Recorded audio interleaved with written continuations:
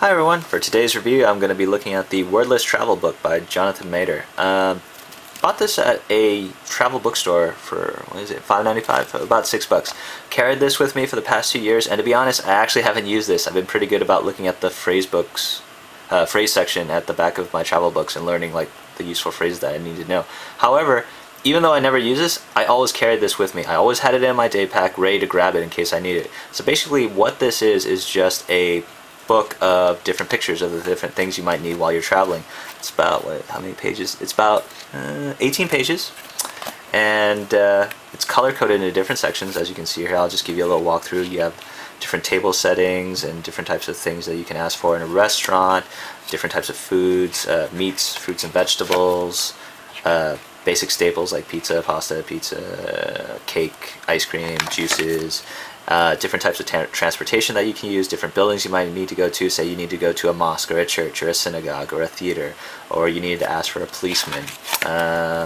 Different things related to a hotel. Say you needed to use the toilet, or you ran out of toilet paper, wanted a TV, a single bed or a double bed, different clothing items.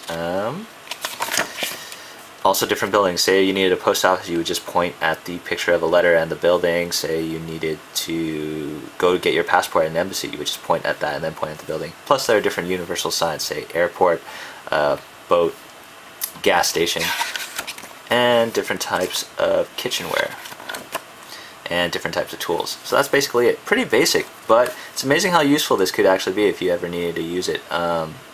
Just the fact that if you can't draw to save your life, it's kind of nice to have a picture of a hammer in case you needed it and you feel stupid about having to pantomime it. So yeah, it's pretty cheap, very lightweight, doesn't take up any room, and I would think it's worth getting. It's a little bit too basic for my taste, however. A couple of hits I will give this is it has a plastic cover, but the pages are cardboard. And for someone who's traveling, I wish the pages were plastic or laminated at least, sort of like the menus that you would see at some restaurants.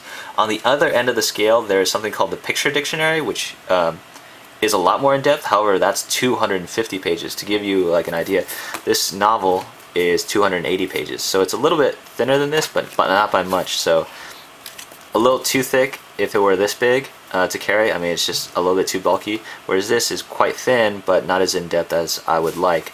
On the middle ground, there are a couple of books some people have recommended to me. There's Pointed by detract and the Global Picture Dictionary by Gosia Warink.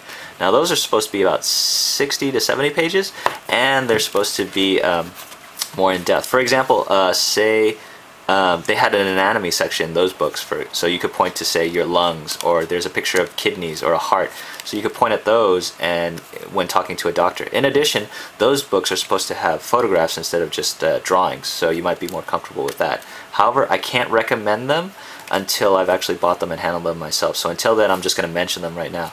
But for this, it's really cheap. I mean, it's only $6, so better to have it than not need it. It's a useful piece of gear just to have, if for nothing else than in an emergency. And also, if you're working on learning vocabulary in another country, this is actually a pretty good choice of items for a vocab list. If you can name every single thing in this book in French or Spanish or whatever language that you need to learn, I think you'll be pretty set and pretty comfortable in whatever setting that you're in, at least for most settings.